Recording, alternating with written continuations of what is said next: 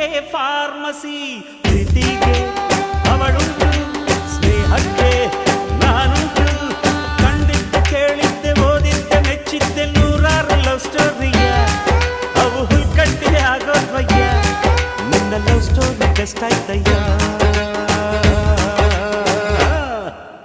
ಗೆಳೆಯ ಏಳಯ್ಯ ಕುಂತರೆ ಹಾಗಯ್ಯ ಚಿಂತೆಯಾಕೆ